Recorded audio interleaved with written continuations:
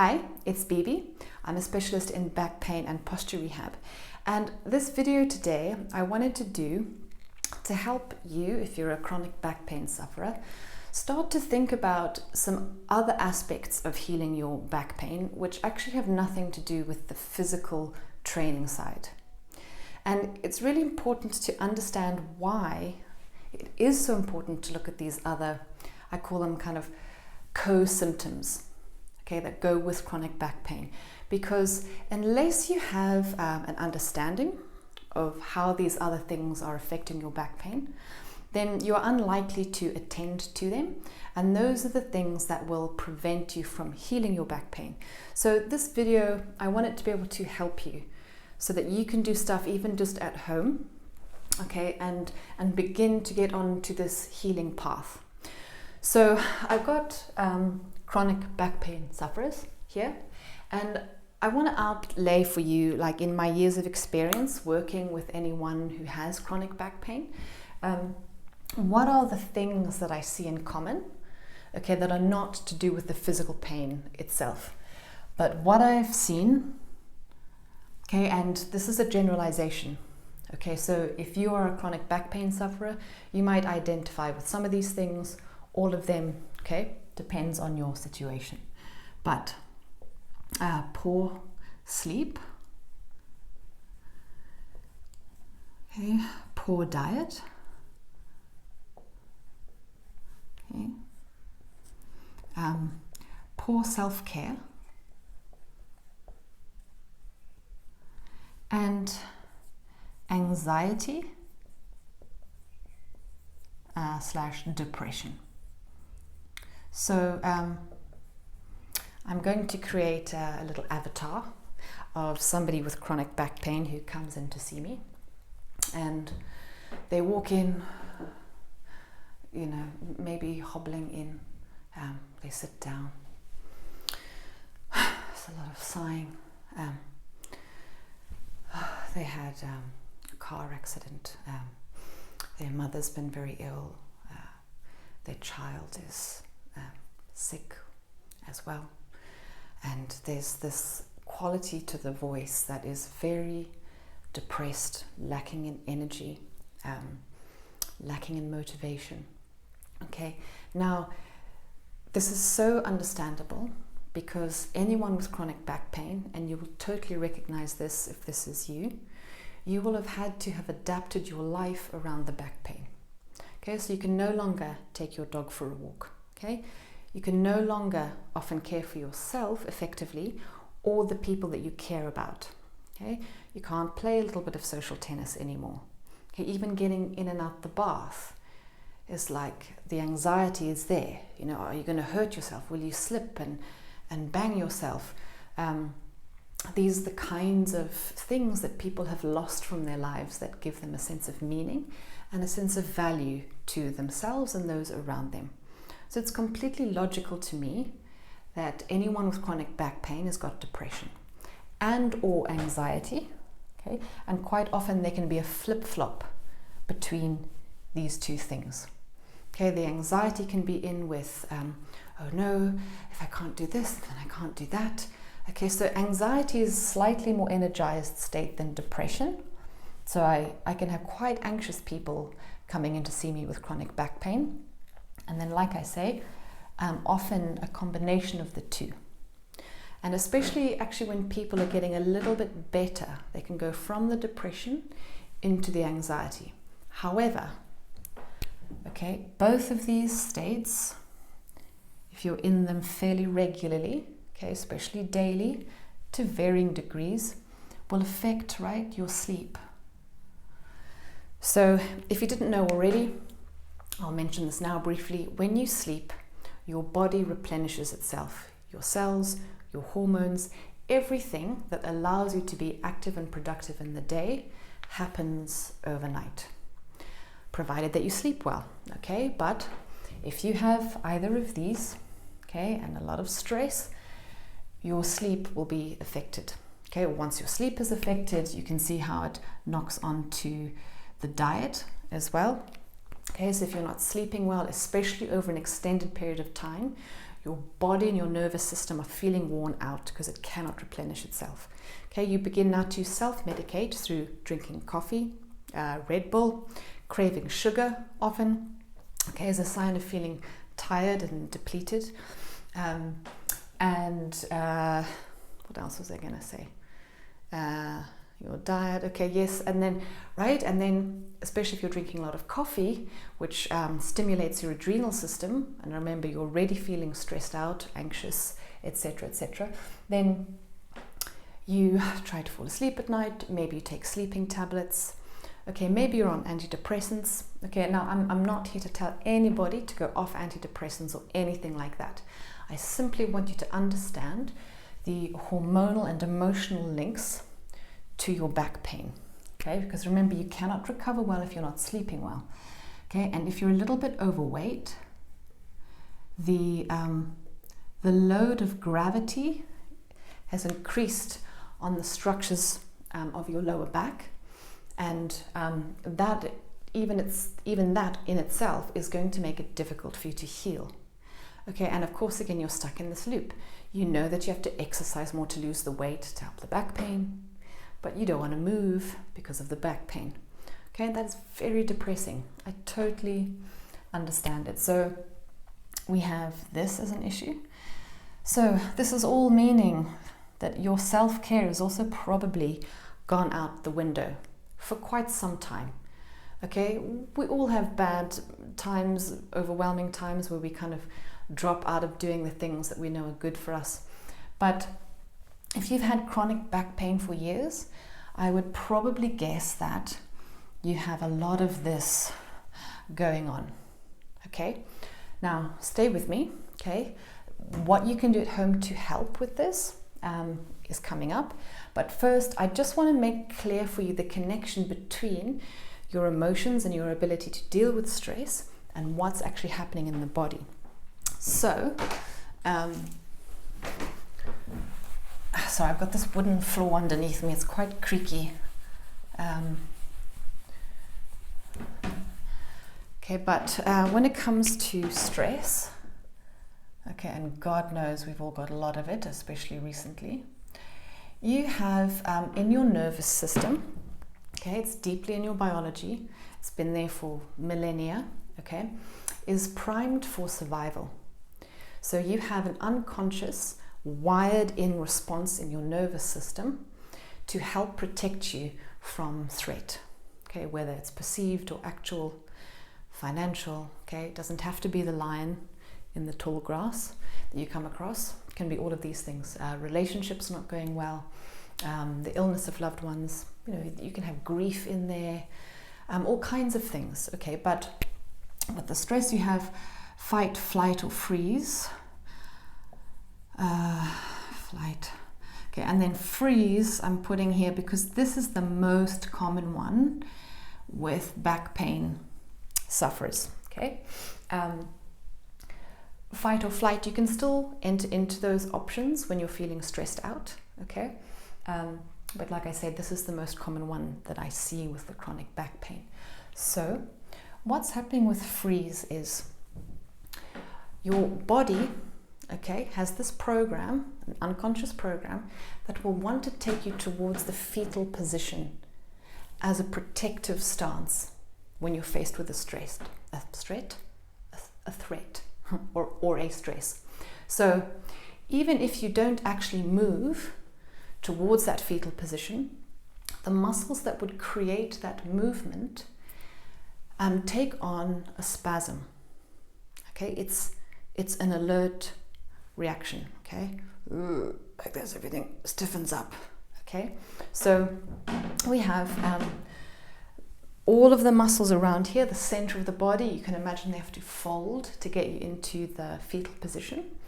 They all take on much more tone. Okay, and when that happens, the blood flow through the muscles is reduced. The whole biomechanics of your lower back and your legs changes. Okay, they're holding on. They are in an alert state. Okay, so you can see this link. There's been a whole lot of work and research done by Bessel van der Kolk, who wrote a book called The Body Keeps the Score. Excellent read on stress and trauma and how the brain and the body change. There's also the work of Dr. Moshe Feldenkrais, who did a lot about neurodevelopment through the body from the womb up until we reach adulthood. And they talk a lot about these responses. Like I said, I'm focusing on the freeze one. So you can start to see for yourself, I think, that no kind of physical rehab program, whether it's a strength building thing or stretches or a combination, is going to do much for you if you're always getting the freeze response to ignite, okay, and the stress response, okay, because your nervous system is doing that over and over again during the day, every day. And if you come to see me for an hour or the physio, you might feel a little better in that hour, possibly for the rest of the afternoon. But very soon, that nervous system is going to be making those muscles tighten up again. So you'll be undoing the gains that you have made in your therapy session. Okay, so this is why when someone comes to see me with chronic back pain and I take a history and I see how they're feeling about themselves and what they're going through, I actually advise them not to train with me just yet. Okay, so we have the stress thing going on, okay, and you can see the link between the muscles of the body, okay. Now, particularly also with freeze, this comes now to do with expression. When you go into the freeze, it usually means you are unable to react or respond very well. Okay, it's like I said, it's freeze. It's like a delayed reaction, a delayed response. So with this, when you get overwhelmed, okay, then you can have poor boundaries, okay, or struggle to set them. Because whilst you're the deer in the headlights, other people are making plans or asking you to do stuff and you just kind of nod into it.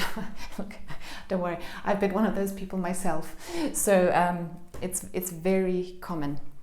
So it's worth looking at boundary setting for yourself, so that you can begin to create the space to put your self-care into.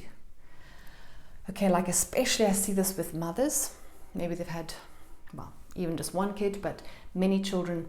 And the whole point about parenting from the start of birth is that you don't have any boundaries. Those are just dissolved. You have to be up at 3 a.m, sleepless for months.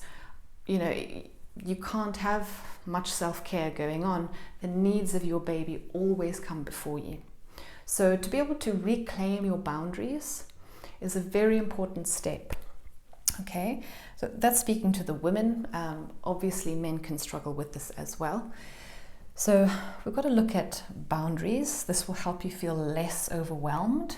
And this will also start to reduce the amount of times your nervous system is triggering the stress response. That would mean, therefore, muscularly, you have less tension, which is conducive for healing back pain.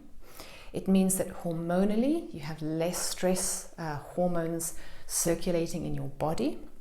Okay, and spiritually, okay, it means that you have a chance to feel a little more motivated towards healing your back pain. Okay, so I hope you can see that to make gains on healing your back pain, you don't even really need any kind of help from me or a physio. Okay, and look, it depends on the problem, so please don't freak out and then cancel with your physio because you say, oh, there's no point. Okay, but I want to get onto the solutions for you, right? Okay, so this is where I would absolutely suggest yoga, but I also know that with chronic back pain and being overweight, the reluctance to try yoga is very high. Okay, going to understand why. So what you can do is we have to practice coaching the nervous system into relaxation. Okay, so very simply, you can do relaxation techniques. Okay, even if it's 5 minutes. Okay, I would recommend doing it before bed. If you have done meditation in the past, I would say do meditation. But quite often, if you're depressed and anxious, even the thought of meditation in its kind of pure form of sitting still is quite daunting. So if you've done it before and you're okay with it, do it. Otherwise, relaxation techniques. There is a whole host of stuff on YouTube. You can just put that into the search engine. There's apps, like Calm, I think it's called, that can help you, even if it's 5 minutes. Okay, because whenever we're dealing with anything with the nervous system, okay, we have to have consistent action over time. Okay, there's no other way. There's no other shortcut. Okay, and if it is a shortcut, usually the effects don't last long. So it's quick fix, it's quick unfix as well. But usually the marketing people don't tell you that part. Okay, so the nervous system works with habit and consistency, right? So consistent action over time will get you into a place where you can begin to heal the actual back pain and the mechanical mechanism itself. Okay, because remember, we have these muscles in spasm, a protective spasm. Okay, especially if you've had pain, that makes the spasms even worse. So we have to practice relaxing. I mean, how lovely is that? You come and see me for back pain help and I just say, relax, just chill out. Okay, I know it's not as easy as that necessarily, but I would like you to begin trying, even if it's 5 minutes a night before you switch out your lights and go to bed. It could be in the middle of the day, really doesn't matter when, but you want to practice starting to shift your nervous system being habituated into a stress response into a relaxed place. Okay, letting go of tension in the body, dropping the shoulders. Okay, that's the kind of thing that will help begin to get you on your healing process and your healing journey. So this is important. Okay, this is also where breath work helps. Again, so much breath.